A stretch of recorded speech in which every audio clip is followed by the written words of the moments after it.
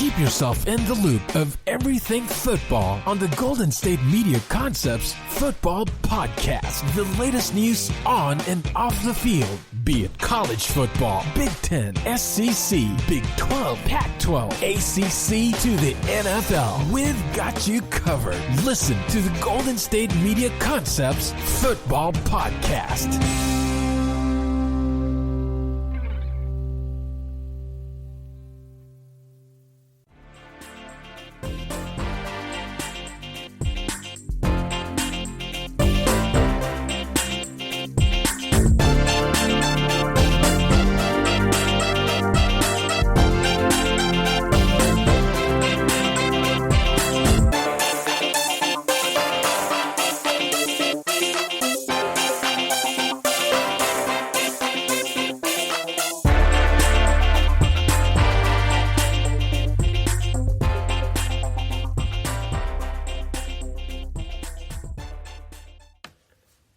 Hello and welcome to week 2 of the NFL season is underway. Beautiful Thursday night game. Thank you for tuning in to the GSMC Football Podcast brought to you by the GSMC Podcast Network.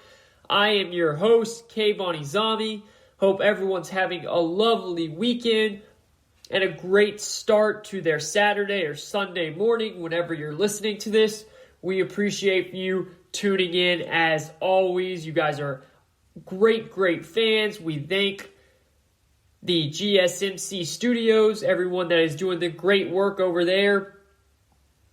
And we appreciate what you guys do as well. It's been an awesome, really week and a half now of football season. And all is right in the world, right? Because think about it.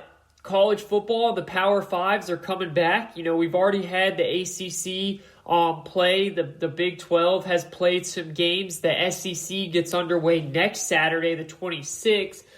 And then now there's word that the Big 10 and the Pac-12 are coming back in time to be able to be eligible for the college football playoff. And that's the key to all of this right here, is that they're coming back in time so that they can be eligible for the college football playoff, which makes sense, right? Like, if you're going to come back, then you need to do it so that things work out. You need to do it so you have a chance for your conference to be represented in the college football playoff. Otherwise, it's kind of like, what's the point? You know, because some of these conferences, you know, especially the Big Ten, Ohio State, Penn State, Wisconsin's a good team, but especially that Ohio State, like they have a chance to win it all. They have the talent and the quarterback to win it all. There is no doubt about that. So really happy for those kids who have put in the work, who have stayed in shape, who are just, you know, weren't going to give up, and they were trying to have a season. And again, like I respect the Big Ten and Pac-12 for making their decision in the beginning. And I said that the whole time, and we'll get into this deeper. I just said that I think they made it too soon. They made it too soon, and they thought that the big bad SEC is going to follow them, and then everything would shut down. They didn't realize who the SEC is. The SEC was not going to make that decision, at least not at that moment. And then by the time it was time to make that decision, the SEC felt like it was good to go, which means the ACC and the Big 12 did too. So all in all, I'm glad that they're back, and we'll break into that in a little bit. But week 2 is underway. We had a great Thursday night game. I mean, that was a special Thursday night game. On paper, you kind of saw, the Cleveland Browns, the Cincinnati Bengals. This is going to be boring, but that was entertaining. Everything about that game was so entertaining, and we're going to get into it right off the start here to open up the show. We're going to break down that game. I'm going to give you guys something that you should have saw. Your own eyes should have told you something in that Thursday night game, and because I know my eyes told me it, and it was special. It was special. So we'll break into that. We're going to talk about the New York Jets and the straight lies that are coming out of their owner, Chris Johnson's mouth. It's just nonsense what I heard from him after the game.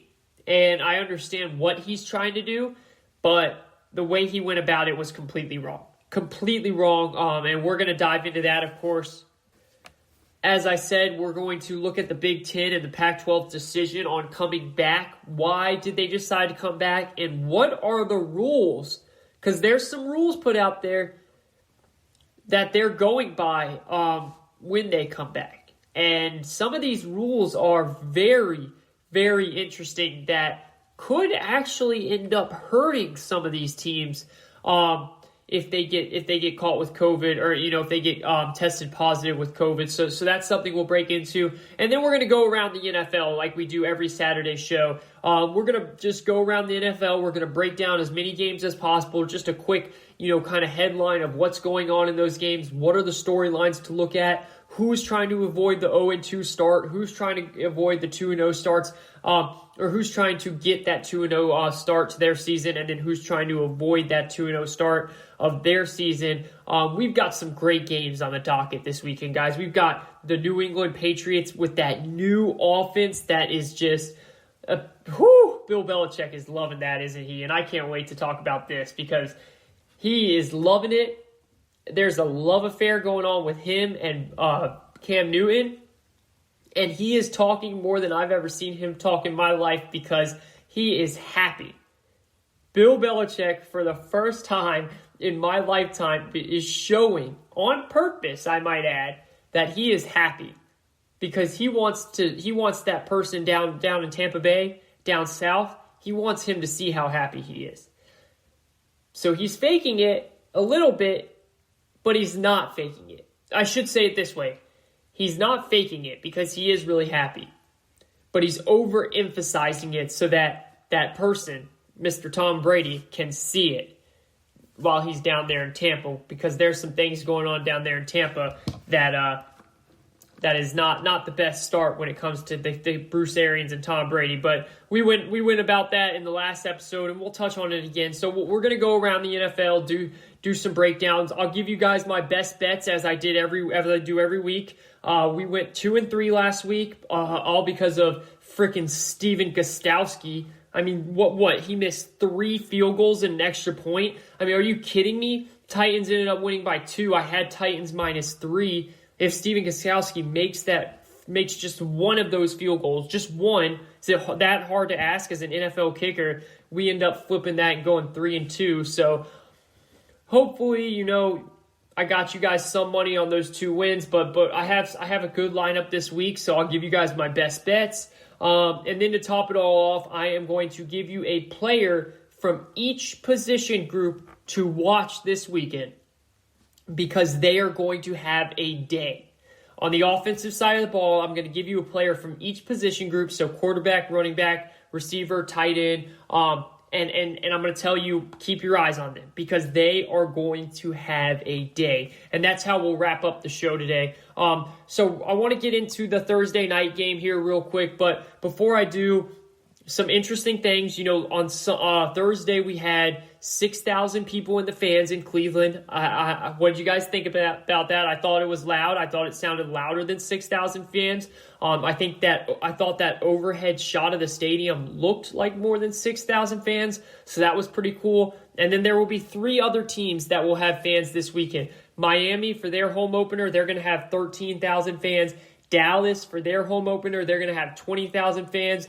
And then Indianapolis Colts are going to have 2,500, so 2,500 fans for their home opener as well. So that would be interesting. Of course, my Falcons have to go to Dallas, so they're going to have the most fans in there, which will be interesting how that works and what happens here. I do think the players will thrive in that and enjoy that type of environment. 2 0-1 teams. We'll break that game down later. Speaking of that game, Russell Wilson, wow. I watched every minute of that game. I have never seen Seattle come out with a game plan like that. Pete Carroll finally opened the doors to let Russell cook, and boy, did he produce. That was something. But we'll break that down. Let's open it up with the Thursday night game, all right? Look, I have to give the Browns credit. If you guys listened to my show that came out on Tuesday, I ripped the Browns. For their Week 1 performance. Because, look, yeah, Baltimore is the best team in the league.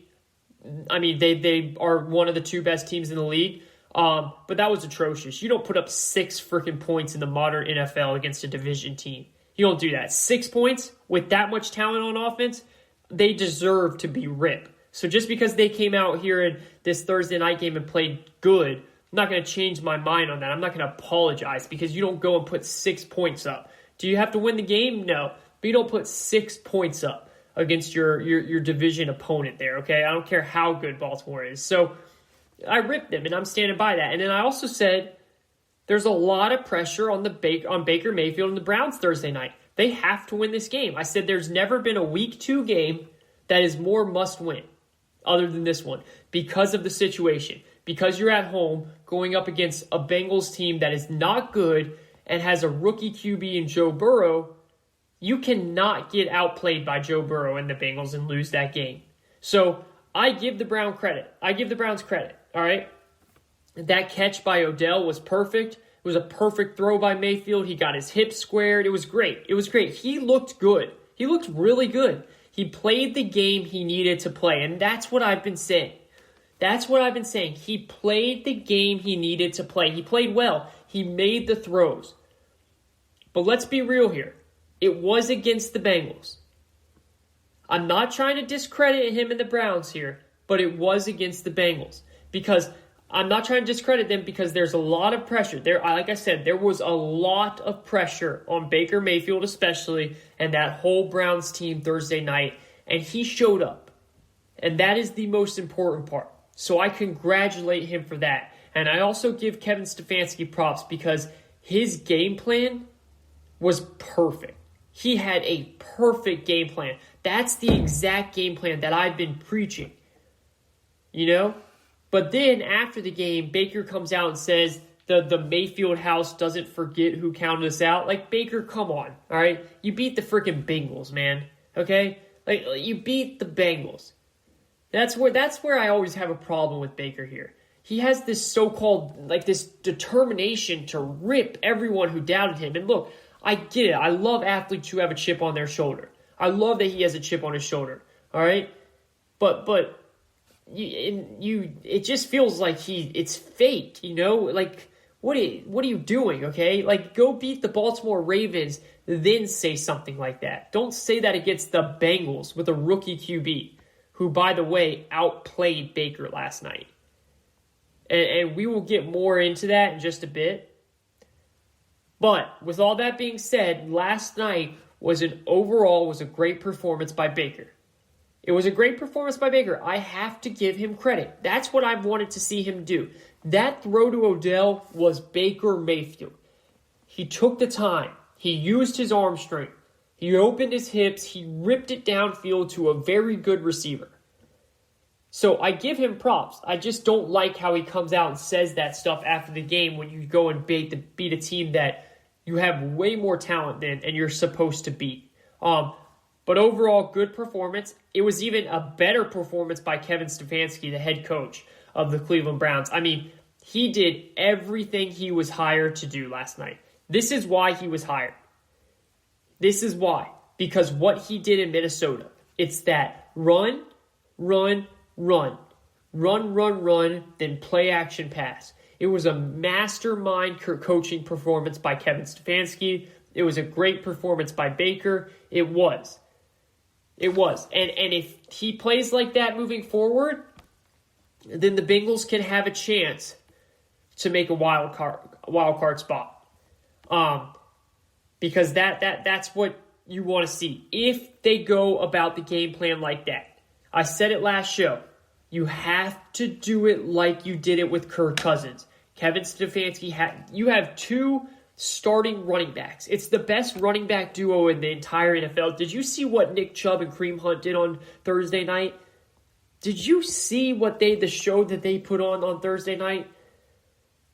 I mean, you have to use those backs. And Kevin Stefanski did that perfect. Baker Mayfield did that perfect. And if they keep that type of system up, if they keep that type of game plan up, again, it was against the Browns, but if they keep that up, they will have a shot to sneak into that playoff, to that last spot in the wild card. But with all that being said, I want to get into what should have caught your eyes last night. What should have been what really sparked your eyes last night.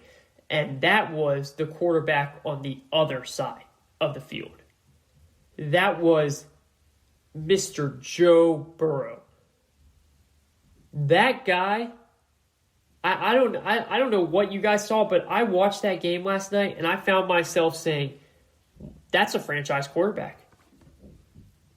That is a franchise quarterback. That's exactly what I saw. I saw from Baker Mayfield, I saw a starter. I saw an NFL QB, okay? Which is a good thing, But a franchise QB, I need to see more before I deem him a franchise quarterback. But we're making steps here. I saw a starter. And that's a positive thing. But on the other side of the ball, the guy with the orange and black stripes on, that cool, calm Mr. Joe Burrow, I have a question for you all. When you watched that game Thursday night, was it very obvious to see who the better quarterback was? No, stop. Don't think about the answer. You just landed on Earth. You know nothing about these two teams. You know nothing about these two quarterbacks. You know nothing about their personalities or their past. You don't even know their names. What did your eyes tell you Thursday night? It told you this. Joe Burrow is a franchise quarterback. And again, Baker was great. He did everything he needed to do. The pressure was on and he showed up. But you know what Joe Burrow did? Rookie quarterback. No preseason. Barely an offseason. No contact. Second NFL game ever. The run game was not there.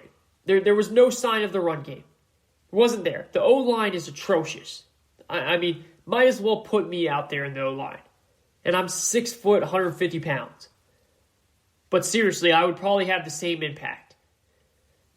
The Browns have the better run game. The Browns have the better O-line. The Browns have the better defense. And what did Joe Burrow do? He kept his team in the game the entire night. Every time the Browns looked like they were going to run away with it, Burrow said, no.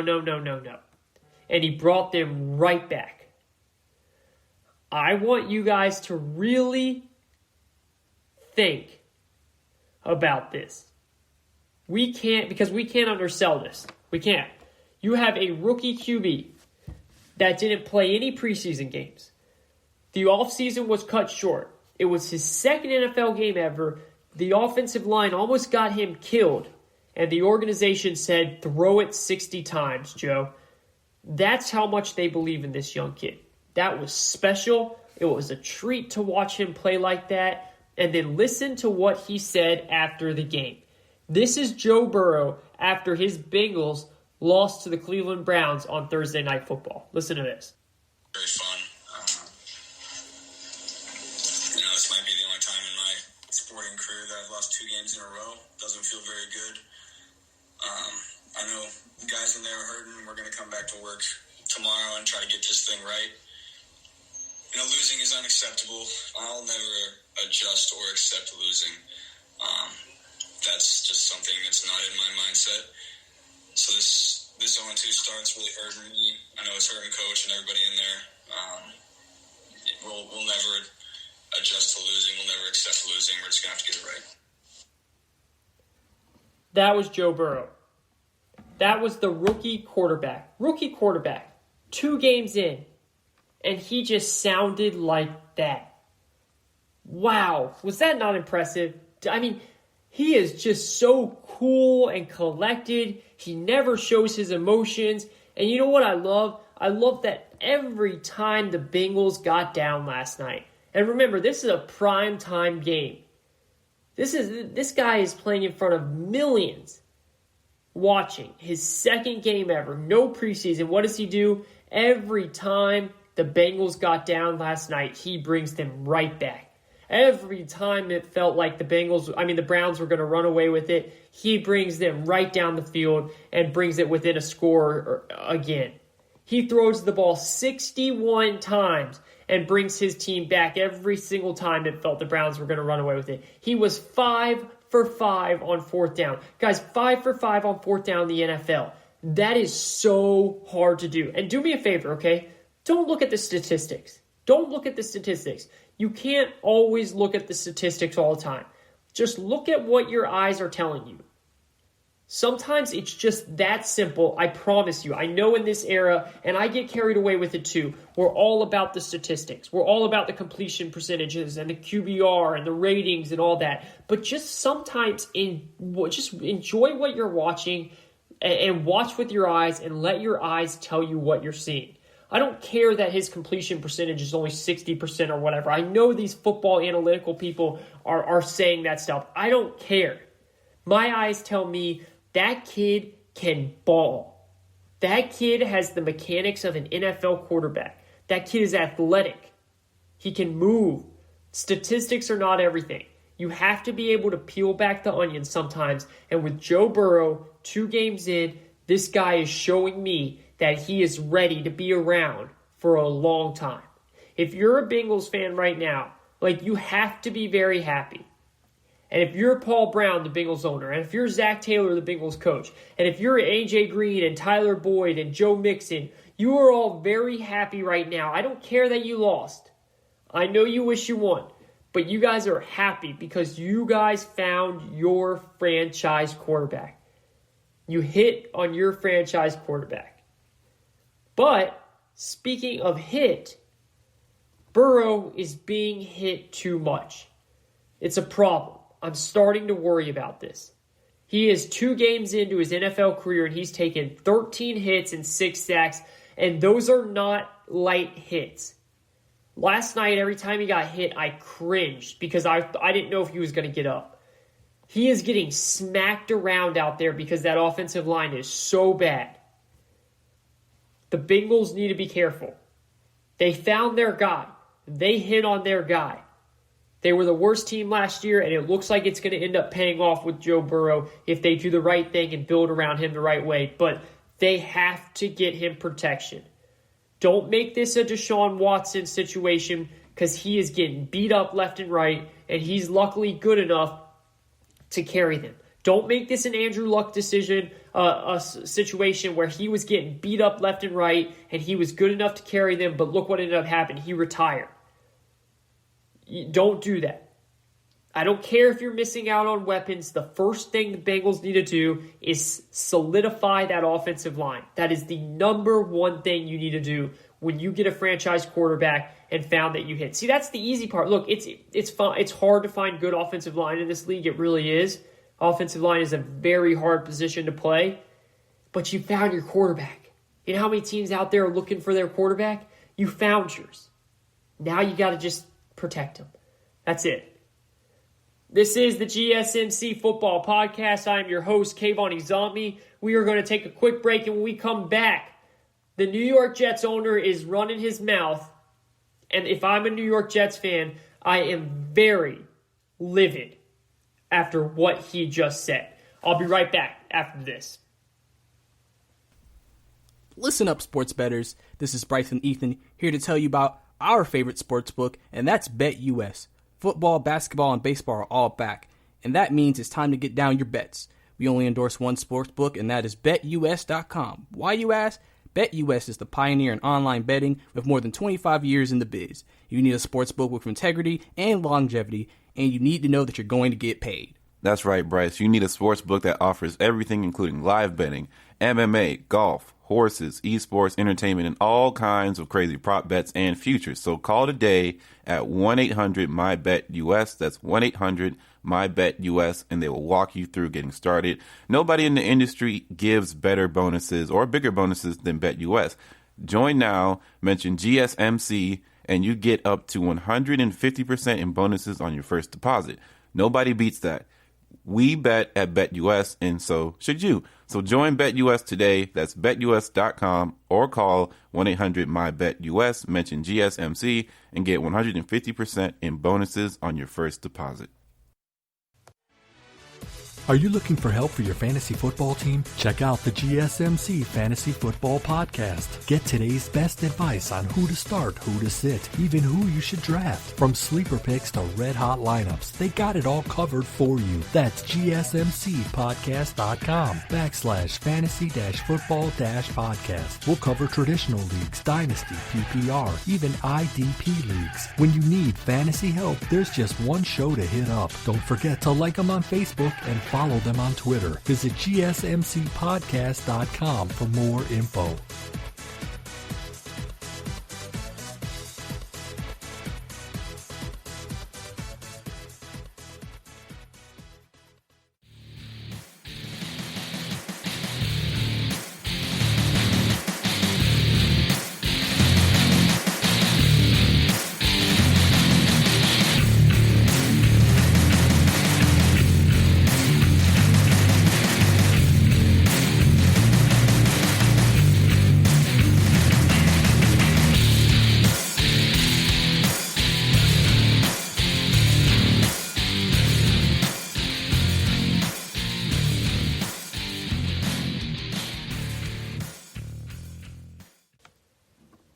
This is the GSMC Football Podcast brought to you by the GSMC Podcast Network. Thank you everyone for tuning in today. I hope you're having a lovely weekend. Hope you're having some great weather. All of those that are going through the hurricane or anywhere near the hurricane, we hope that you are safe. And hopefully that gets through and passes soon. Here on the East Coast, here in North Carolina, we have that beautiful fall weather again. It's actually this morning when I got up and went outside with my cup of coffee. You know how I am, coffee man over here. I went outside and the weather, it was cold. It was like really cold to the point where I couldn't sit out there at that point, you know. So, but now it's gotten to that perfect, crisp fall weather. We're about 10 minutes on my side over here till we've got the first college football game of the day. Great news. The Power 5 will all be back and playing this season, which is awesome. And look, there's going to be a lot of ups and downs in the college football season. We know that. We've already seen a bunch. My alma mater, UNC Charlotte, was supposed to go up against UNC Saturday, but they don't have enough offensive linemen to play. Because the rest are in quarantine. I don't know if it's because they have the virus or because they were in contact with someone or near someone that had the virus, but that's things like that have been happening. Baylor was supposed to play Houston today. That game got canceled. So these things are going to happen, and as long as we're doing the best we can and keeping the students as safe as we can, that's what happens when you have a pandemic like this. That's what happens. So.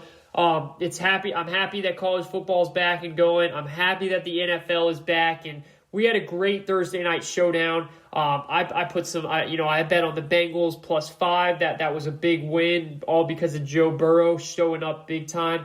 And congrats to the Browns. The Browns were the ones that had all the pressure. Look, there was no pressure on the Bengals. The Bengals are the little stepchild right now, even though, let's be real, the Bengals have had more success recently than the Browns. That's for sure. I mean, the Bengals have gone to the playoffs and have even gotten a bye under Andy Dalton a couple times. So in the recent years, the Browns haven't gone to the playoffs in forever. So they've had more success. But right now, with the talent and everything, that we would say that the Bengals are definitely the team that's looking up at the Browns. But the Browns have to start to show it on the field, and they had all the pressure. They had the third-year quarterback in Baker against the rookie in Joe Burrow. They have the one of the best receivers in the league in Odell, one of the best hands in the league in Jarvis Landry, a great tight end in Hooper, the two best duo running backs in the league in Nick Chubb and Kareem Hunt. And they showed up. Baker showed up. Kevin Stefanski showed up. And look, that's why he was hired.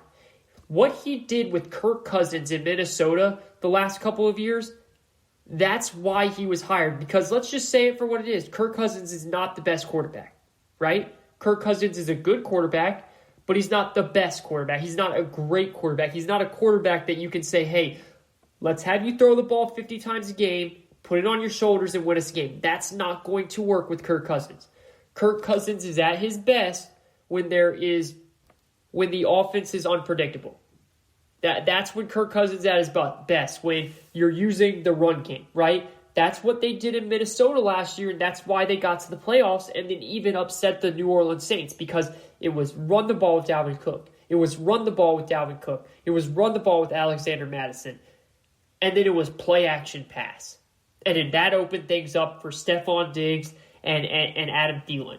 What did we see last night? Big gain by Nick Chubb. Big gain by Nick Chubb. Big gain by Kareem Hunt. Open it up. 40-yard dart. Beautiful throw. Perfect throw. Hips were open. Arm was on point. Accuracy was there by Baker Mayfield. That is why Kevin Stefanski was hired. If he can keep that up, and while he keeps that up, keep developing Baker, then we can have something interesting here in the Browns. That's the key to all of this. Now, I will say this, though. Did you notice the game plan? I just talked to you about the game plan. What does that game plan have to do with one person? One person that we like to talk about a lot. One person that wants the ball a lot. His name's Odell Beckham. That tight. Did you guys notice that game plan? Look, he called a big touchdown. I don't think he caught one pass. I don't even think he got a target in the second half. The game plan that the Browns are trying to do does not fit Odell Beckham. And there was rumors all week about the Browns maybe wanting to trade him. I don't know if you guys noticed this, but that game plan does not fit Odell's style of play. Now, he caught a touchdown, and winning cures everything. If there's winning and Odell's catching passes here and there, then I think he'll be happy. But if they're not able to keep producing wins, Odell's not going to be happy because the game plan does not fit him. He wants the ball 10 times a game. He wants the ball a lot.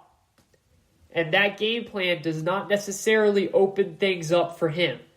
Not all the time. So, because they're going to be running it 70% of the time, throwing it 30%. So he has to be okay with being able to block, and then be ready for that one pass to come, just like we saw on Thursday night. That's the one thing there that we're going to have to see as we move forward here. Because we've heard the rumors twice now. We heard it last year about them trading him, and we've heard it this year now already about them trading him.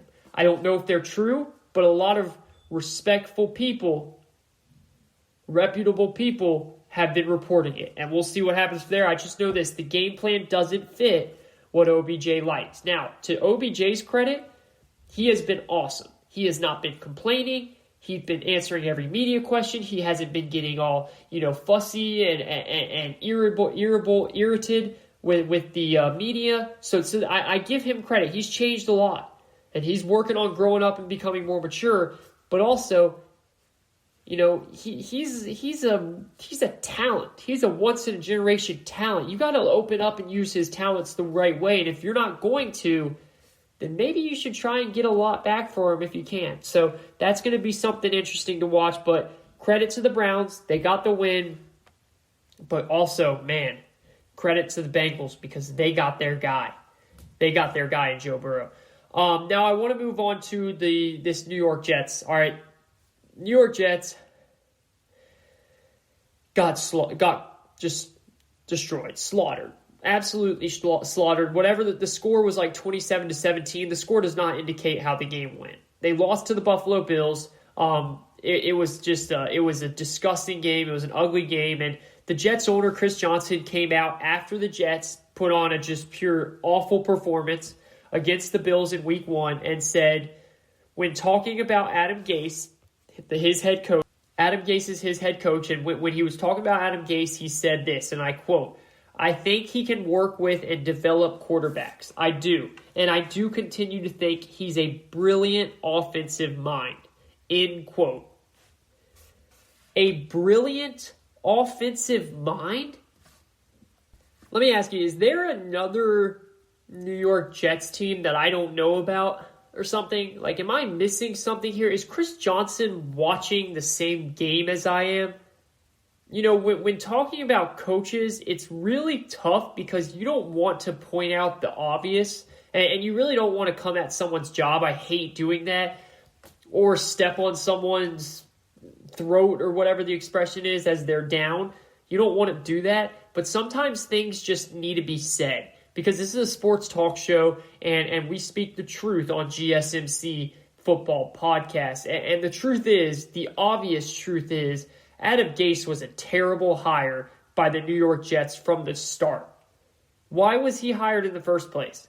And remember, Joe Douglas, the current GM now, he did not hire Adam Gase. So his leash might be a little bit shorter. That was the previous GM, Mike McGagney, or however you say his last name, that hired Adam Gase. And Adam Gase is doing a terrible job in all aspects, not just coaching. He is clearly a bad leader. He clearly does not create relationships with his players the way he should. He clearly has had beef with Le'Veon Bell since day one, and he's made that in the public for the media to know. And let's be real, why was he hired?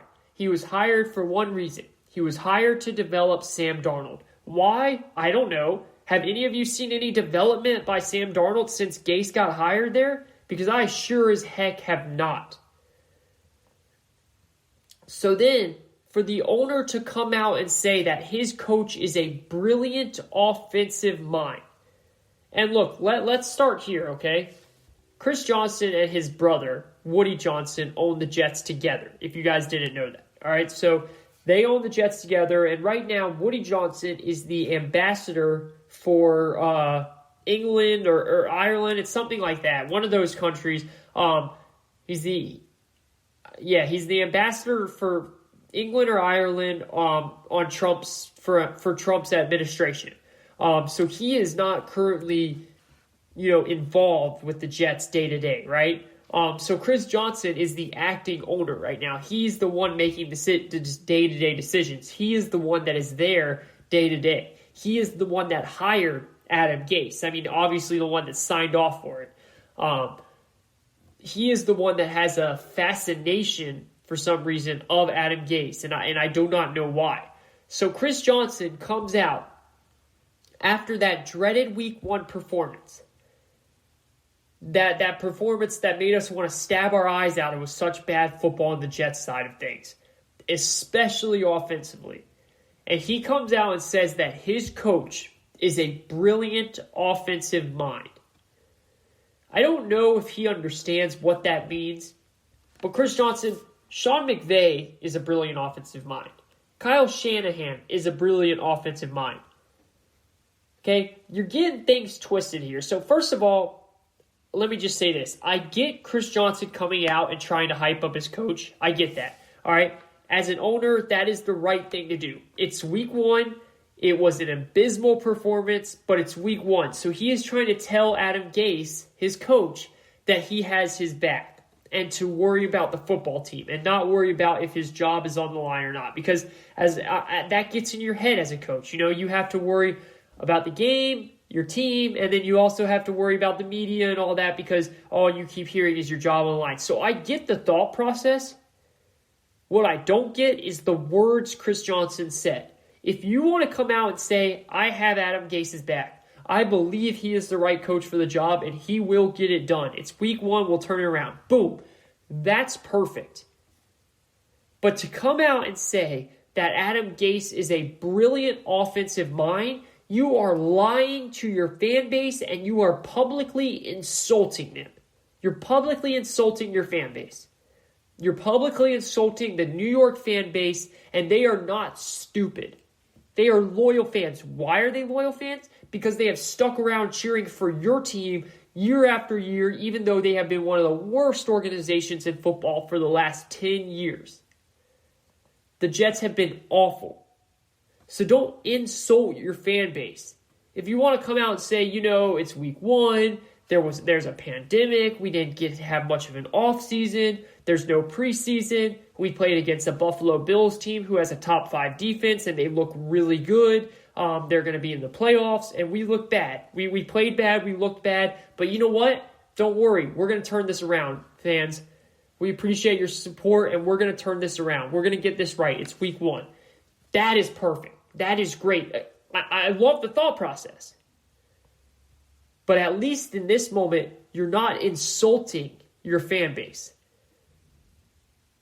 You're not insulting your fan base by telling them that their head coach is some offensive mastermind that is going to somehow turn around their offensive season. Okay, where's the evidence? Because the evidence tells me that Adam Gase is the complete opposite of an offensive mastermind.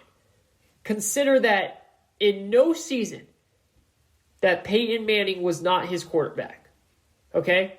So all the other seasons that he's coached, that when Peyton Manning was not his quarterback, none of Gase's teams ever finished in the top half of the league in scoring. Not just the top half. We're not even making it the top team or the top 5 team. The top half. He has never had one team finish in the top half of this league in scoring when his quarterback is not named Peyton Manning. In the last 3 seasons, they finished 28th, 26th, and 31st in a 32-team league in offensive scoring. In 17 games under Gase, the Jets have scored 33 touchdowns, and they have punted the ball 93 times. They have scored on 24% of their possessions. That's the worst in the league. They've gone 3 and out on 44%. That's the worst in the league. Their average drive has gained 23 yards. All of those are the worst in the league. But wait, there's more. When the Jets acquired Le'Veon Bell, he had averaged more total yards per game than any player in history ever has. Any player in history, guys. Remember that? Remember how good Le'Veon Bell was before he went to the Jets? He averaged more total yards in history before he went to the Jets. Under the quote-unquote brilliant mastermind, under the quote-unquote brilliant offensive mind that Chris Johnson likes to say, Bell is 27th in the league in yards per game. Oh, and remember when he was the head coach of Miami? Just so you guys know, and I'm not just picking on the Jets here, I want to bring this up too. Remember when he was the head coach of Miami? We all remember that, right? Do we all remember who his quarterback was then? That's right. It was Ryan Tannehill. He had a quarterback in the name of Ryan Tannehill. Yeah, you guys have heard of him a lot lately, right? Because let me just tell you this. Ryan Tannehill was so bad under Adam Gase, that the Dolphins traded him for mid-round draft picks, and they chipped in $5 million just to get rid of him. They literally paid the Tennessee Titans to take him away. He was that bad. Then he goes to Tennessee, and in his first year away from the quote-unquote brilliant offensive mind, Adam Gase, Ryan Tannehill had the 4th highest passer rating in the history and led the Titans to the AFC title game in his first season. But Chris Johnson wants to tell his fan base that his coach is a brilliant offensive mind, has a brilliant offensive mind. Chris Johnson, why don't you do something productive for your team? Why don't you find a real offensive mind that is going to save your quarterback? Because again, I don't know if there is another New York Jets team somewhere, and I haven't been able to see them, but this Jets team that I've been watching is really, really close to ruining their young quarterback's career. Their young quarterback that has a lot of potential. Has Sam Darnold been good? Not at all. Absolutely not. Has he even had a chance to prove how good he can be, though? Absolutely not. Sam Darnold was probably watching what Baker Mayfield had at his disposal Thursday night, and he was jealous. Because Baker has a coach that knows how to put together an offensive game plan. He has a coach that knows how to take the stress and pressure off of his young QB.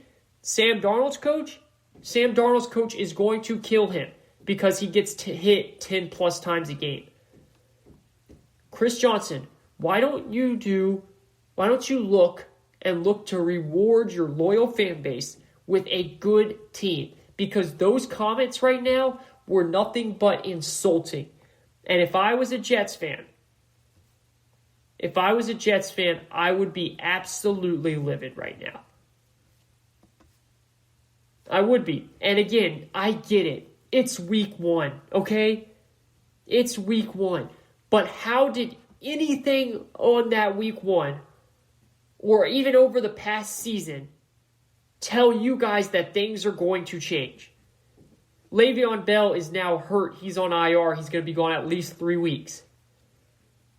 He's looked a shell of himself. It doesn't even matter. He's looked terrible. Because they haven't been giving him the ball right. Because he has no line. There's no receivers to throw to.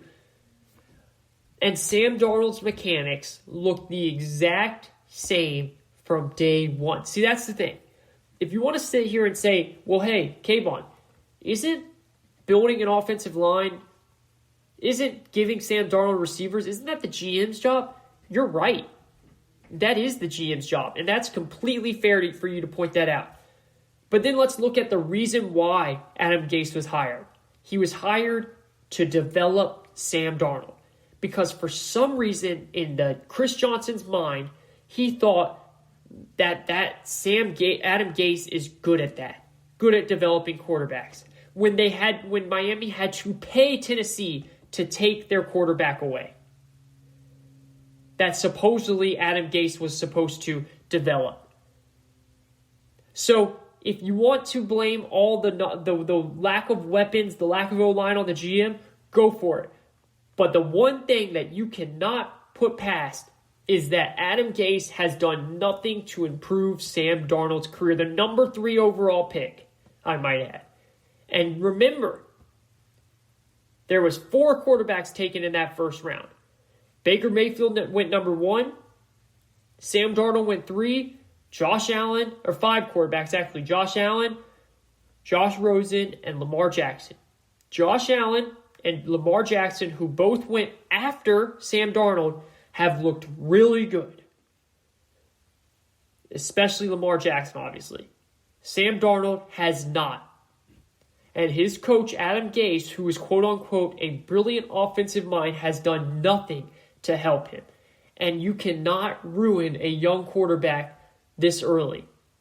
The Jets need to change something, and they need to change something quick before they end up doing that to this young man.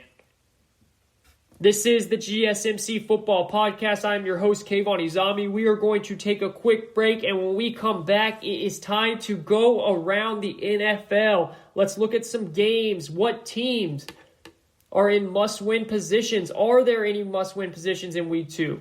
Who's trying to avoid the dreaded 0-2 start? Who's trying to go 2-0? And what about that game up in Seattle? We'll talk about it all right after this.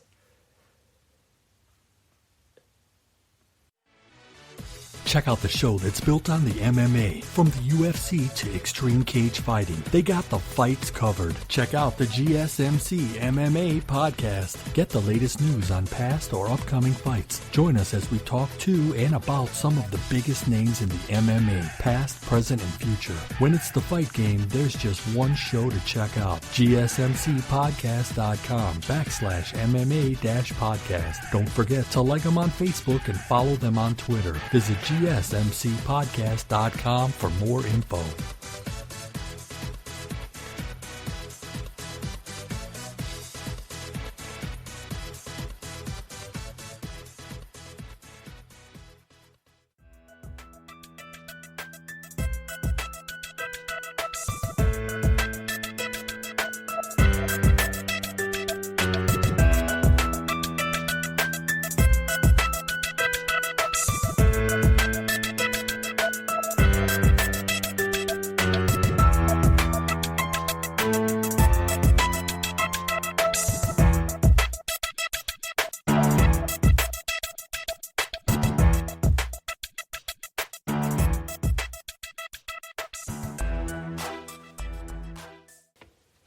This is the GSMC Football Podcast, brought to you by the GSMC Podcast Network.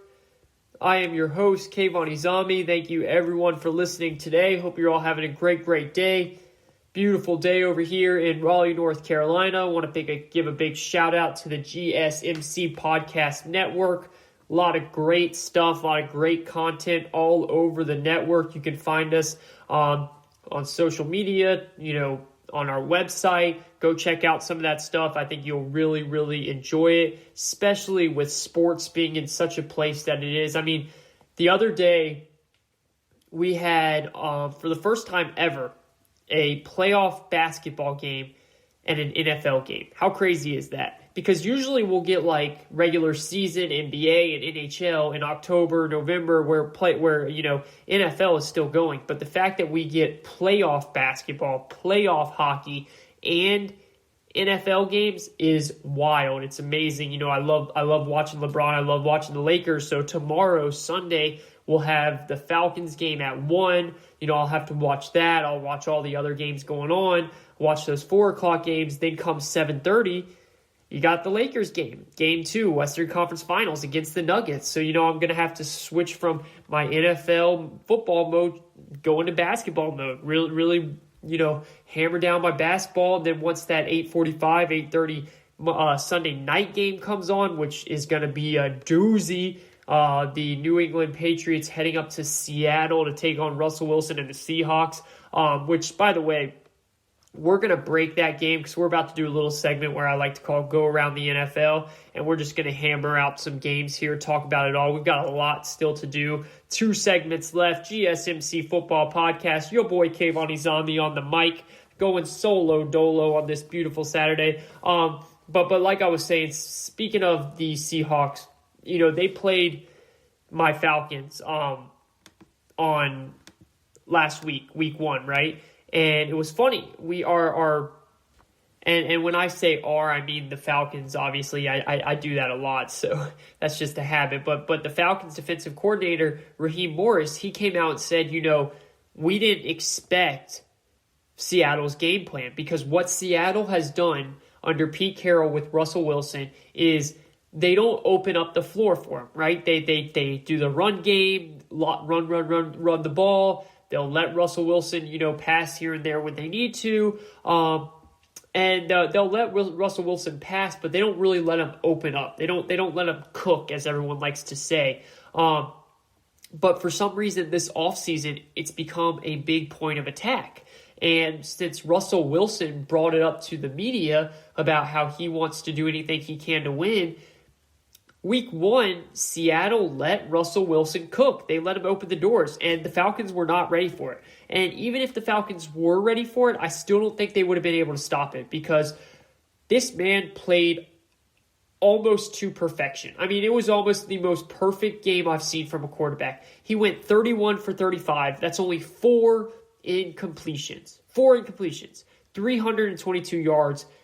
4 touchdowns, 0 interceptions, 143 passer rating, QBR of 85, which, by the way, if anybody ever understands what the heck the passer rating means, someone please reach out to me at Kayvon_sports and tell me. I've read the analytics on I've read, analysts talking about it. It makes no sense. How can you have a passer rating above 100?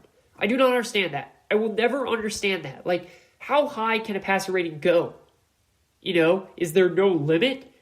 Like, how does he have 143? Is that the max? Because that should be the max, because he played the best that he can. So I've never understood passer rating. I get QBR and all that, but passer rating is weird. And, he had to do that. I mean, the Seahawks ended up winning by 13, but Matt Ryan, the guy on the opposite of the ball, he went for 450 yards and 2 touchdowns. I mean, the Falcons had 3 guys over 100 yards. Julio went 9 catches, 157. Calvin Ridley, 9 catches, 130. Russell Gage, 9 catches, 114, which, by the way, all you fantasy players out there, if you're in a deeper league, and he might end up becoming really useful in not as much of a deep league, but Russell Gage, big-time sleeper this year. Look out for him. So, the Seahawks really did something interesting with Russell Wilson, and I can't wait to see how that goes throughout the season. Is this going to be something that Pete Carroll is okay with doing all the time? Because it brings up the question, why hasn't he done this before? Was he trying to protect Russell? The thing about that, Russell has shown better than any running quarterback really I've ever seen that he knows how to get out of the way. He knows how to slide. He knows how to go down. He knows how to not take hits. unlike the quarterback that he will be facing come Sunday night, Cam Newton, Russell Wilson has really got that down. So I can't wait to see how Pete Carroll goes about this throughout the season. And this will be the first big test, because don't you think for 1 second that Bill Belichick has not stayed up all night every single day this week watching that film? Now, that makes the question of, will Pete Carroll try and Bill Belichick? Now you say, Kayvon, what the heck does that mean? This is what that means. What did we see from the New England Patriots last week? We saw run, right? Run the ball, spread option. We saw something that they haven't done in years. It wasn't normal football. It wasn't drop back, pass it. They did everything they can to run. They had Russell Wilson throw the ball for only 19 times. In the NFL, 19 times is not a lot throughout a game, right? So they had Russell Wilson throw the ball for only 19 times, but they ran for 217 yards. Now, the question will be, this is what I meant by Pete Carroll trying to Bill Belichick. What Bill Belichick, a typical Bill Belichick moment would be this. They run the ball, Game 1, Week 1, like this. They come out like everyone thought, this is what they're going to try and do with Cam Newton. And then Week 2 comes, and they completely change it up, and they let Cam Newton open up and drop back and pass the ball. I could totally see Bill Belichick trying to do that. You know what I mean? Like, completely changing up of what we saw in Week 1. He used to do that with Tom Brady. Tom Brady would come out and cook you for 400 yards, 4 touchdowns 1 week. The next week, he'd throw 15 times and they would run the ball 35 times. So it's going to be interesting to see if Belichick trusts Cam Newton enough with his arm to switch the game plan up like that, because they have the personnel to do it. Now, they don't have that great of receivers. There's no question about that. N'Keal Harry has to step up. He has to become a better player. Edelman's there. He's great. But that's really about it. So that's the one thing that I don't know if Bill Belichick will be willing to open up. It might not be that he doesn't trust Newton. It might just be that he realizes they don't have the weapons for it. But they have Josh McDaniels that can come up with a game plan. You know Bill Belichick can. So that would be interesting. So what I need for Seattle then, will Seattle do that exact same thing they did against Atlanta? Or will they go back to the old Seattle of let's take Russell Wilson back a little bit. Let's not peel the onion. Let's control the game clock, run the ball, and then let Russell Wilson open up in the fourth quarter like they've been doing. Is that what's going to happen now to try and throw things off? See, this is the thing, though. Belichick's going to be prepared for both. And as much as I love my Falcons, let's just be honest with it. The New England Patriots defense is not anywhere near the Falcons. The Falcons defense is abysmal. The Falcons defense couldn't stop a fly. The secondary was just, it was 4th and 3, and they let the Seahawks score a 40-yard touchdown. So that's going to be the key. The defense will be much better. I see this being a low-scoring game. I see this being a very physical game. And I see one matchup that everybody needs to keep their eye on. Jamal Adams versus Cam Newton. This is why the Seahawks brought in Jamal Adams, because he can do it all. They're going to have him be the spy. And what do I mean by that? Okay, every team that plays against a running quarterback, they designate one person to spy on that quarterback. And that means they have to watch to make sure, is that quarterback going to leave the pocket and take off and run? Or is he going to drop back and pass? We used to do this with Cam Newton all the time. The Falcons used to do this with Deion Jones. They would use him as our spy. We would drop him in the linebacker position, and he would watch. If he ran out of the pocket, it was Deion Jones' job to follow him. If he dropped back and passed it, it was Deion Jones' job to rush him or drop back into coverage. That was the two things that he had to do. You better believe that Belichick will make sure he has a spy there. He has someone there. And the matchup also to watch, DK Metcalf against Stephon Gilmore, the best quarterback in the league. Even though Jalen Ramsey Sunday night said, hey, I got something to say about that because he played a phenomenal game. But for my money right now, Stephon Gilmore is still that number one quarterback. So this is the match. Those are the two matchups I really want to see. A lot of people think Pete Carroll's a good coach, and I do, but Belichick has that one all day. Russell Wilson's a better quarterback than Newton at this moment, but Newton has a chip on his shoulder, and the line is +4 Patriots. I see the Patriots covering that. I don't know if they go up to Seattle and win, but I really like the idea of the Patriots keeping this game close and it become a 2-point, 3-point game to end it. Now, I do want to say this. All right, I want to bring this because, I'm a little petty at times, right? I got to bring up some fun here, all right? And if you haven't been noticing this, well, please let me bring some pettiness and some awesomeness and some funniness to your world here, all right? Have we ever seen Bill Belichick talk as much as he has been lately? I mean, honestly, have we seen Bill Belichick talk as much as he has been lately? I mean, he hasn't just been talking. He's been showing emotion. It's like he got struck by lightning and woke up with a personality. I'm not even kidding. But I actually have a theory behind this. I have a theory, so listen to me here. And I called this before the season. If you guys have been listening to the show, I said that this is exactly what was going to happen.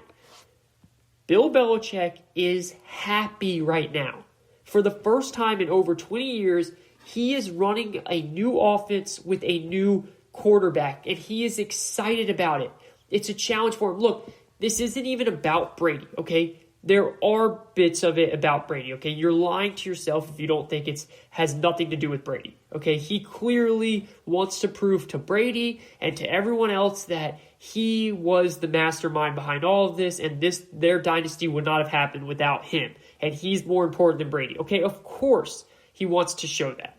And of course he looks down there at what's happening in Tampa Bay, and he sees that Brady's coach, Bruce Arians, is calling out Brady, and Brady had a bad week 1.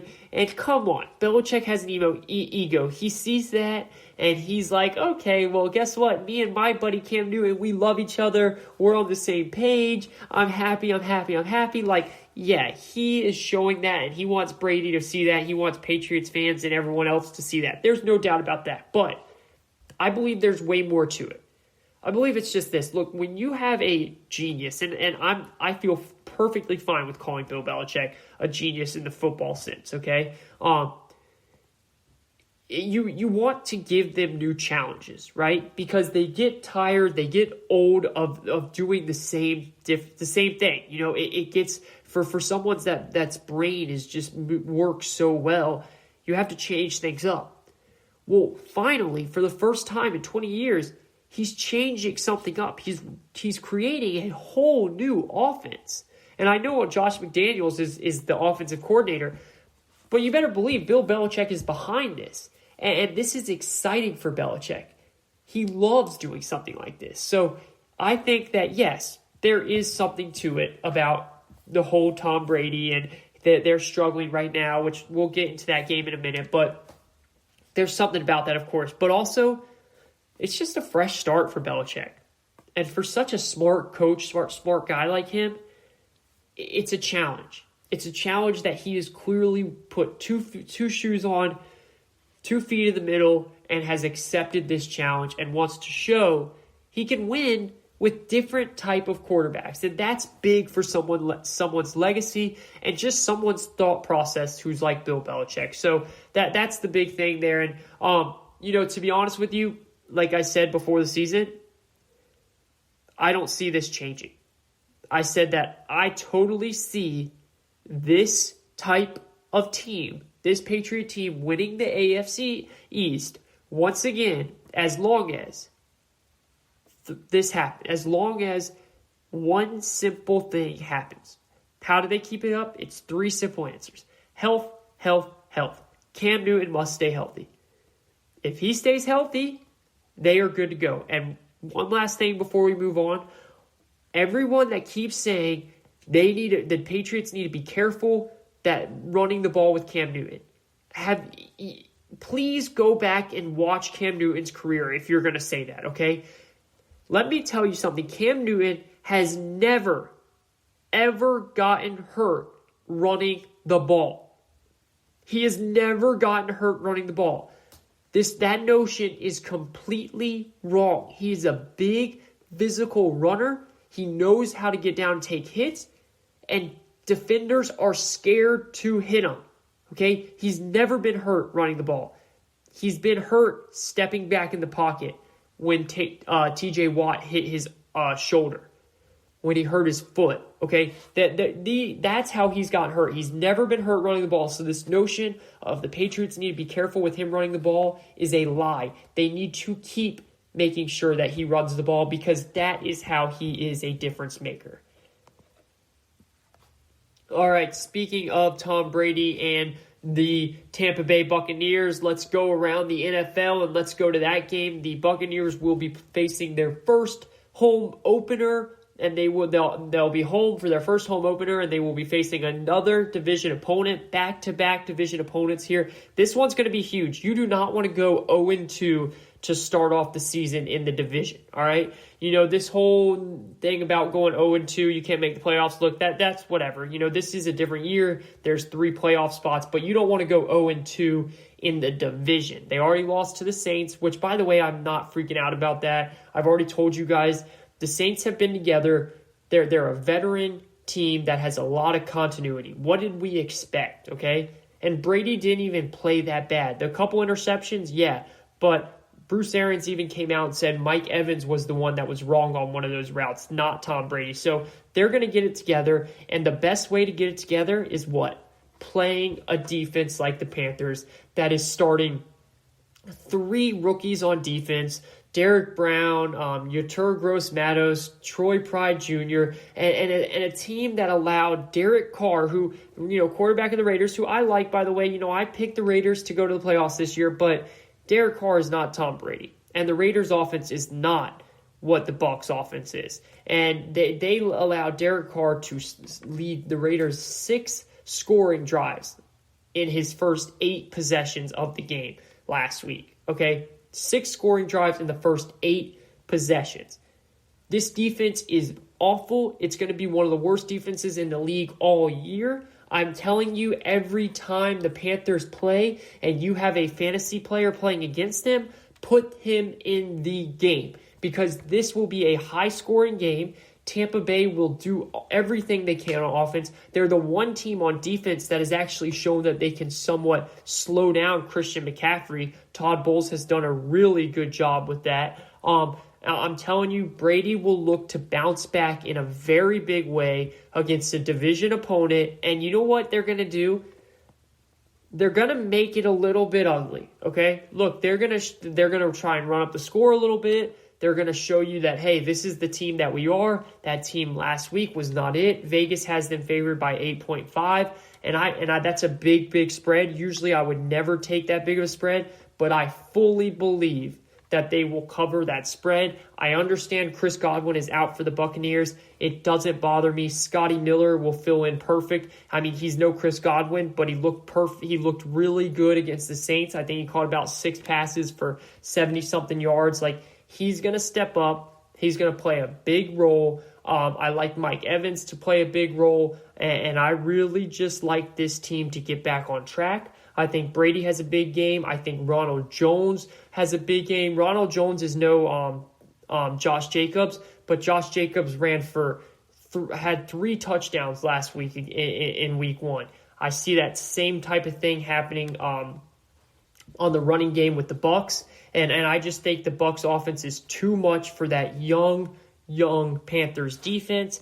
Brady and the Bucs bounce back. Week 2, go 1-1, and a big performance where everyone starts saying, okay, you know, we jumped the gun. See, that's what week 1 is all about.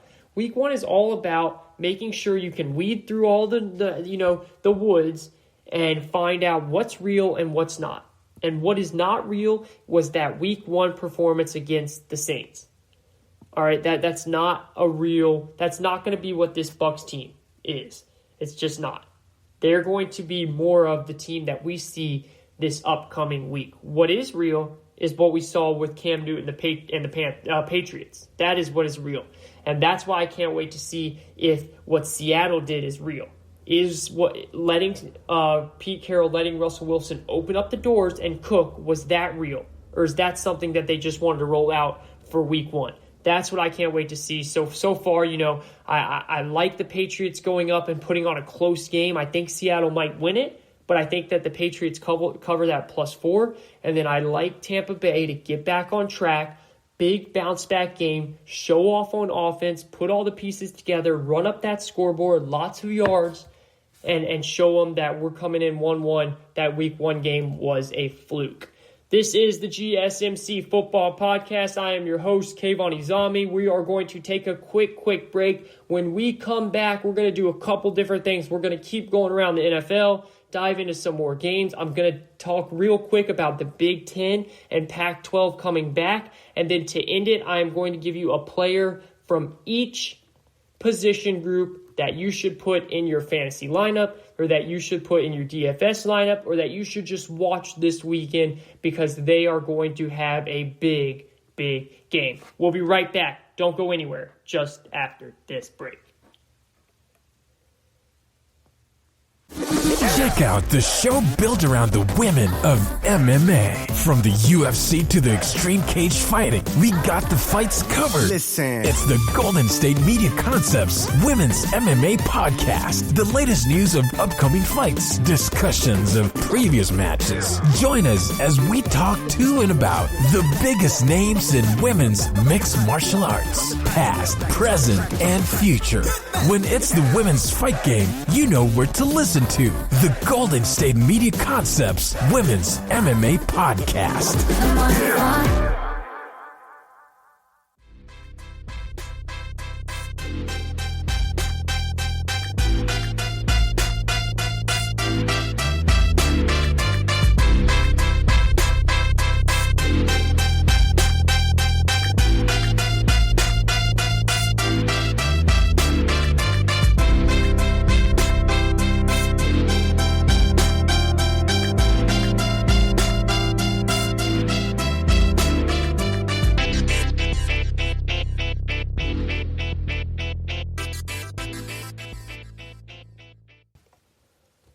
This is the GSMC Football Podcast, brought to you by the GSMC Podcast Network. Thank you, everyone, for tuning in. We are now entering what? Segment number 4, quarter number 4. Throw up the 4 fingers, baby. Throw up the 4 fingers, as always. Coming down the final stretch, heading into the red zone. Hope we're having a great show so far. I like to think we have a pretty big lead after the great content coming out in segments 1 through 3, quarter numbers 1 through 3. And now let's finish it off with a big bang in quarter number 4. We finished up quarter number 3, talking about 2 big matchups. One, really the game of the week in my eyes, in the New England Patriots heading up to Seattle Seahawks. Now, Seattle's favored by 4, but remember, there will be no fans in the stands in Seattle. Now, there are 4 stadiums that have fans this week. Cleveland was one of them for that Thursday night game. I really enjoyed that. I loved hearing the fans there. I hope everyone, was healthy and didn't have COVID and all that. I know that they ended up finding that one guy in Kansas City had COVID, and they were able to do the whole tracking thing and make sure that he's quarantined and all that. One of the fans in the stands, not the players. And first of all, he was in a box. So this is my thing. Why in the heck are boxes open? They should not have boxes open. You can't social distance in a box. And I get it. If you're going to be with family and friends and all that, you're going to be together in the stands anyways. But it just feels like the worst place you could put people is in a box, is in a suite. I feel like that's just dumb. But, hopefully he's all right. And hopefully everyone he was around is all right. But really good news, speaking of COVID. The NFL came out, Adam Schefter reported that they test all the players from that Thursday night game of the Chiefs and the Texans were tested, and every single one of them were negative after the game, of course, I'm talking about. And they waited a couple days to make sure that it's true negative, not a false negative or anything like that. And everyone was negative, which was awesome to hear. And then everyone that played in the Bengals game on Sunday against the Chargers, and then everyone that played for the Browns against the Ravens, they all had to be tested and had to be passed before that Thursday night game, and they also all were negative. So really good news so far by the NFL. Going into tomorrow, I have not heard anything about any other players on any teams being positive of COVID-19. Knock on wood. I think that's great news. Clearly, the NFL is doing a very good job, and clearly the NFL players are doing a very good job. They are the ones that take this serious. Look, at the end of the day, what Major League Baseball's commissioner Rob Manfred said, as much as I really give him a hard time for some of the decisions he made, he said it perfect. And some people didn't like that he called out the players, but he said it this straight up. The players have to do a better job. And he's right. It's on the players. The NFL players so far clearly understand that. Now, obviously, that means it's on the coaches and the executives and stuff too. But the players are the ones that have 60 players on each team. The players are the ones that are going to, if they're going to go out, and coaches can do it as well. So it's on the players and the coaches and the staff, right? And, the GM and all that. But it's up to them to just football. That's it. Football and home. Don't go anywhere. Order food. Let them drop it off at your house. Don't have your family going there anywhere. Look, if you want to get paid the big bucks that you get paid to play in the NFL, and if you want to have a full season, that's what you're going to have to do. And I've said that all summer, and it looks like, and look, we're 2 weeks in. I don't want to get excited. Again, knock on wood, but we do need to take baby steps and baby wins, We want to take little wins as we go. And right now, this is a win. We're 1 week in. We've had no positives, and that's awesome. That is awesome to hear. While college football, there's games being canceled left and right, because they're college students. They're not getting paid. They're on campus with other kids. It's going to be different with college football. You cannot equate the two. You cannot put the two together. It doesn't work that way. It doesn't. We've already seen so many college games get canceled. I mean, my alma mater, UNC Charlotte, couldn't even play this week because they didn't have enough offensive linemen, because all their offensive linemen were in quarantine. So that's going to be what's happening all season with college. It just is, okay? But with the NFL, it's their choice. It's their choice to make sure that them and their families, they don't go anything and do anything extra other than practice and home.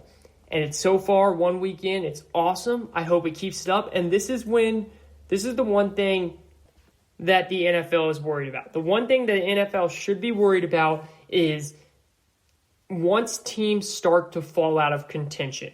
And this is why it's so good that they have 7 playoff spots, 3 wild card spots this year. Because what does that mean? And I said this before COVID even happened.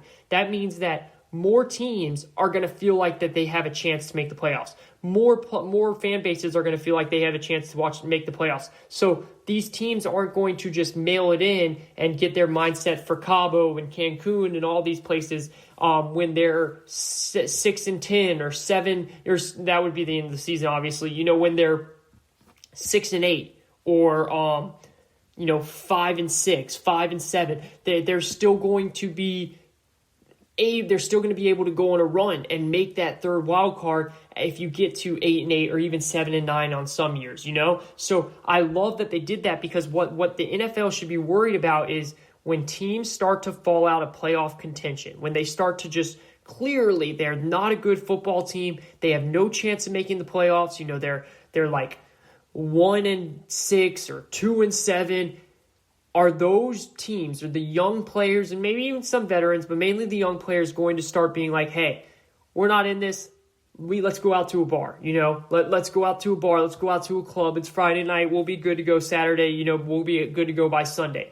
That's what they should be worried about, because once that starts to happen, that then creates a problem. Now, hopefully, they are smart enough to realize that if they do that, they're going to not be able to play, which means they're not going to be able to get paid. So if they want to get paid, hopefully they will not do that. All right, so that's the one thing. But overall, big round of applause to the NFL players, the NFL, the coaches, the staff, everyone, executives, because great first week of football. The football was good.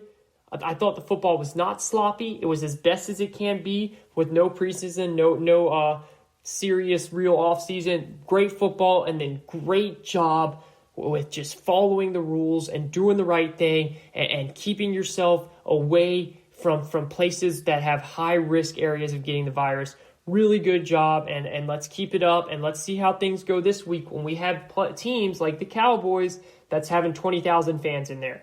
What's going to happen when we have the Dolphins, 13,000, the Colts, 2,500? That's not a lot in a big stadium like that. That's going to look really weird, but let's see. Are there going to be big out? Now, luckily, they won't be near the fans, all right? They won't be near the players. None of the fans are getting near the players, but are there going to start to get big outbreaks at these stadiums? Because if that starts to happen, the PR side of things is going to look really bad. The last thing you want is Fox and CNN. Well, Fox wouldn't do this, but CNN and the local news saying the NFL's having just had a big football game in Dallas and there was 20,000 fans there, and look what happened. They're tracing back that 5,000 people got the virus at that game. You don't want that to happen. So that's one thing that they have to watch here. Hopefully it goes well, because as we all know, football is better with fans in the stands. But if not, I'll take football over no football. Football without fans over no football all day of the week. This is the GSMC Football Podcast. I am your host, Kayvon Izami. Hope everyone's having a beautiful day, a beautiful weekend.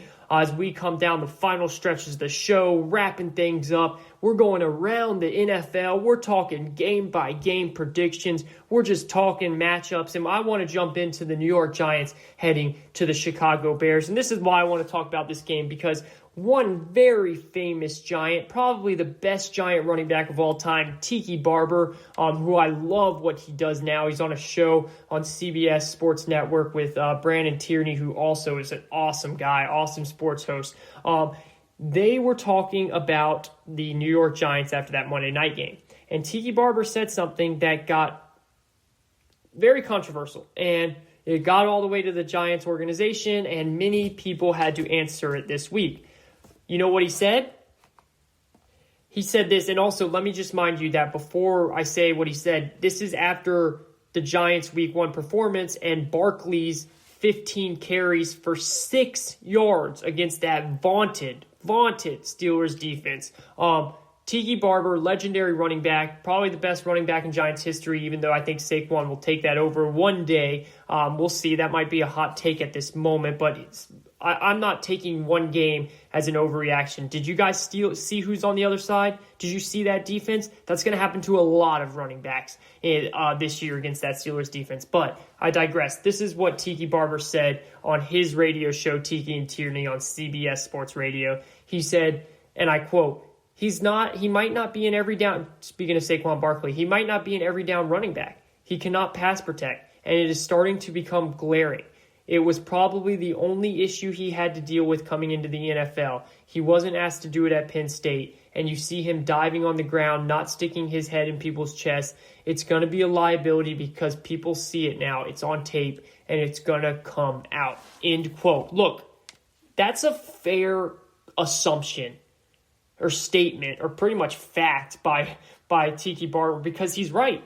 He's right. Look, it's the one knock that you can have on Saquon Barkley, and this is really it, because other than that, I mean, he's a leader, he's a team guy, he's a great runner, he can catch the ball, he's a modern-day running back, he can put his shoulder down and hit you, he can juke you, he's a great running back. But one thing he can't do is he can't pass protect, and what Tiki is saying is he hasn't gotten better at it. He hasn't gotten better at it, because he didn't say it exactly like that, but what he said is, he said it right here. He wasn't asked to do it at Penn State, and you see him diving on the ground, not sticking his head in people's chests. It's going to be a liability because people see it now. It's on tape, and it's going to come out. And he said it was probably the only issue he had to deal with coming into the NFL, right? He cannot pass protect, and is starting to become glaring. See, all of these things where it's starting to become, like, it's really coming out now because he hasn't shown, he's shown that he's not getting better at it. He's not getting better at it. Why? He's just not able to, I guess. He's got to work on it. And that's what we're going to have to see what happens here. So I'll tell you this. All right.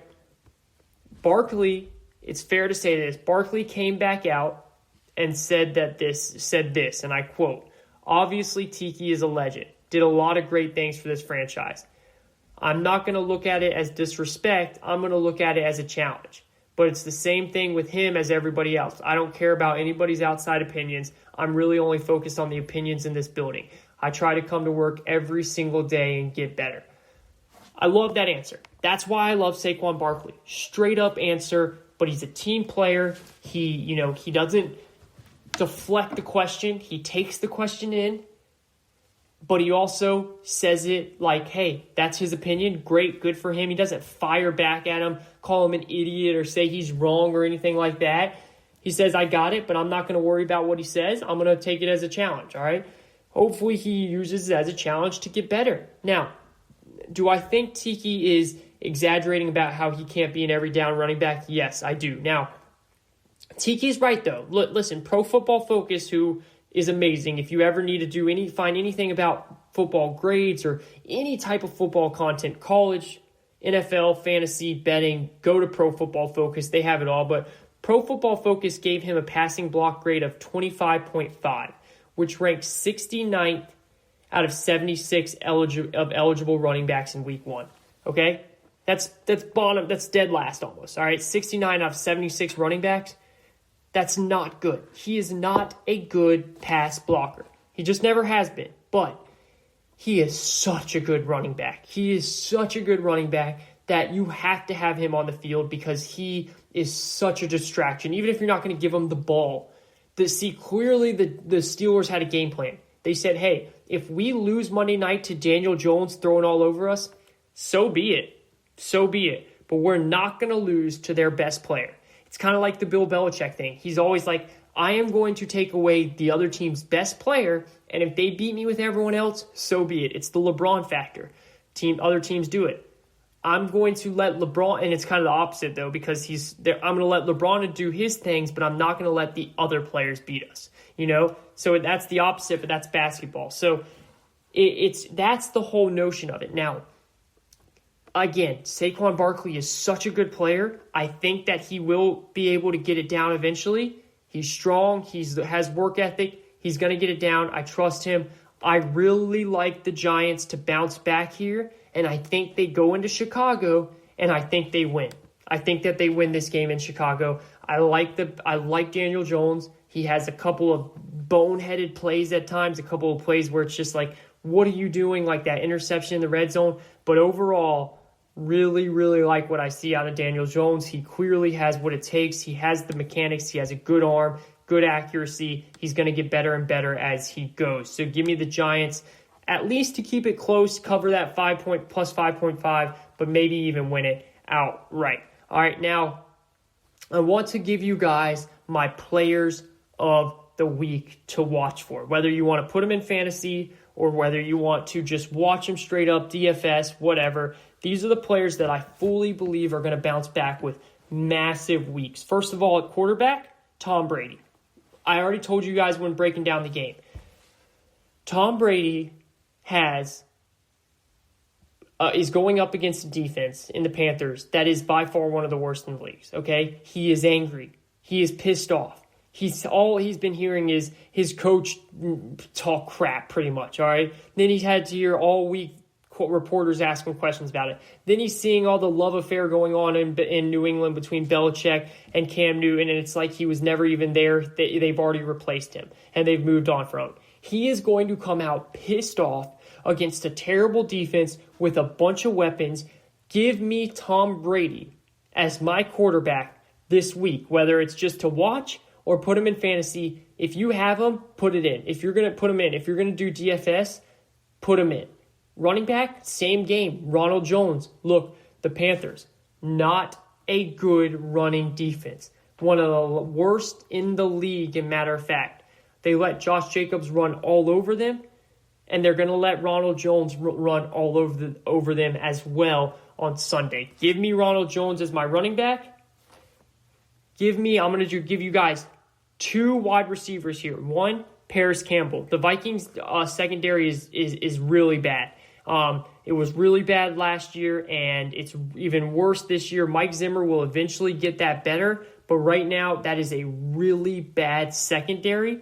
I do not like what I'm seeing in that defense right now, especially in the secondary. So give me Paris Campbell, someone that you can get for cheap in DFS. Give me him as a wide receiver, as well as another receiver you can get really cheap, Scotty Miller for the Bucs. Listen, I'm going heavy Bucs here. This is how you win in DFS. You stack players on a team, okay? Chris Godwin is out. Chris Godwin is out, which means Scotty Miller is going to take his place. Scotty Miller already caught 6 passes for 70 yards in week 1 against the Saints. That was against the Saints. Now he's going to be going up against a defense that is way worse than the Saints, and Chris Godwin is out, so more targets will be coming his way. Look for Scotty Miller to have a big game and maybe even get in the end zone. On tight end, give me Jonnu Smith, another cheap one you can get on defense. All right, they're going up. It's Tennessee Titans going up against the Jaguars. The Jaguars are not a good defense. Titans are home. Jonnu Smith caught a touchdown last week against the Broncos. Ryan Tannehill clearly likes to target him. He's one of their favorite targets. And guess what? Mike Vrabel showed us last week that he is perfectly okay having Tannehill drop back and throw the ball 20, 30, 35 times a game. I like to see more of that. I think we will see more of that. Give me Jonnu Smith as a tight end. And for a flex player, give me Emmanuel Sanders. Look, if Mike Thomas is going to be out of the game, which it looks like he is going to be, someone's going to have to step up. While I also did not think Drew Brees, and he got away with this because everyone was talking about Tom Brady. Drew Brees did not look good Sunday either. He did not look good at all. So while Brady looked bad, Drew Brees did too. But the Raiders defense is not the best. They allowed 31 points against that Panthers offense, which has a lot of players, but new coach, new quarterback, shouldn't be able to allow a team to put up 31 points in week 1 like that. The Saints offense is even better. Big game coming for Drew Brees and Emmanuel Sanders and Alvin Kamara, someone that you can get now because Mike Thomas isn't there, so take advantage of it.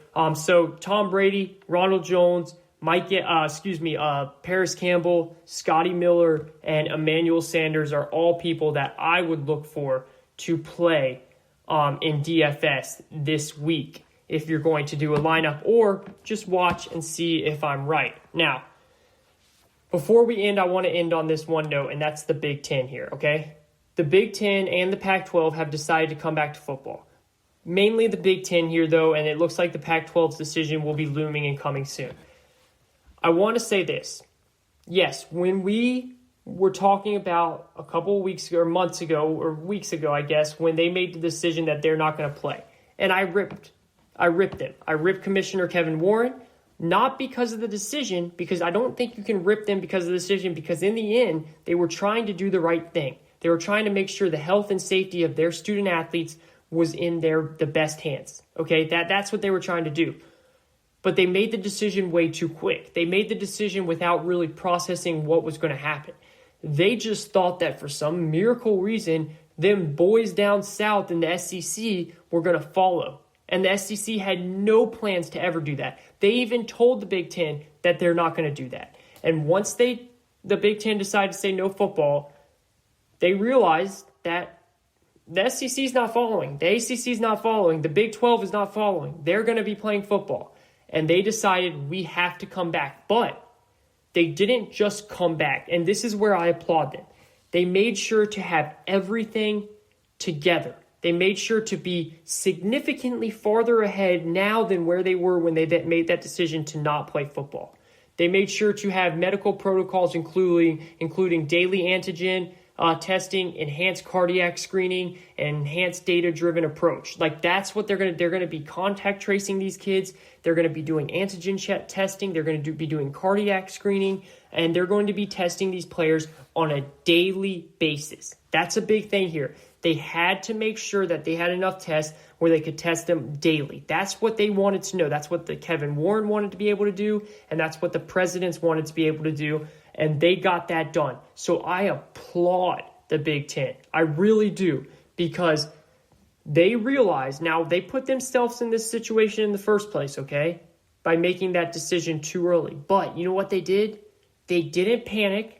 They knew that they had to come back, but they didn't do it just because everyone else was playing and they felt like they were going to lose out on recruits and money and all that stuff. They actually came together and got a real plan with real good, results and ability of testing these kids every day. The ACC is not even testing these kids every day. And they said, now that we have all this stuff, we can now play football again. And the Pac-12 did the exact same thing. So, Larry Scott, commissioner of the Pac-12, all the presidents in the Pac-12, Kevin Warren, commissioner of the Big Ten, all the commissioners in the Big Ten. I applaud you guys. I'm happy that you're coming back to football. I'm so happy just selfishly that we're getting the Power 5 back, all of them. But I also applaud you guys a lot because you did it the right way after deciding, you're going to come back. You made sure to do it the right way. You made sure to come back after having everything under control and all the supplies and necessities that you need. And that's awesome. Now, one thing before we get out of here, and this is something to watch. They did make it where if a student athlete tests positive for COVID, they have to do this. They have to go through a cardiac evaluation because of that heart disease that has come out that, that could possibly happen. Happened to that one player in Indiana. If you get COVID, he had that. They're going to make sure before you can be cleared that you'll do a cardiac evaluation. A student athlete must receive clearance from a cardiologist designated by the university for the primary purpose of cardiac clearance for COVID-19. And then the earliest a student athlete can return to competition is 21 days following COVID-19 positive diagnosis. 21 days. That's 2, maybe even 3 football games missed there.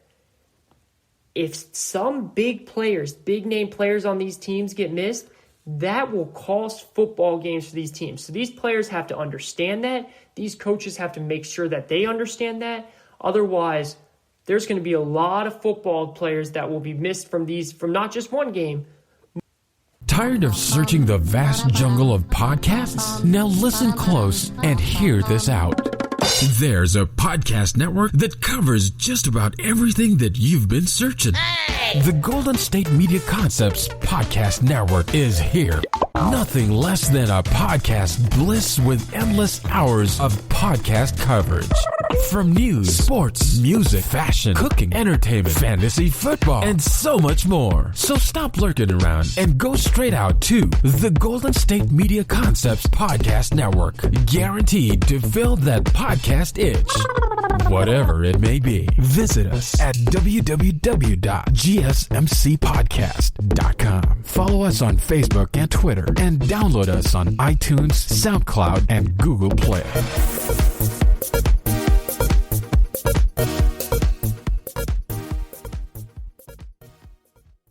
Two, or are they in a great, luxurious position of going 2-0? Best of luck. We'll talk to you next week.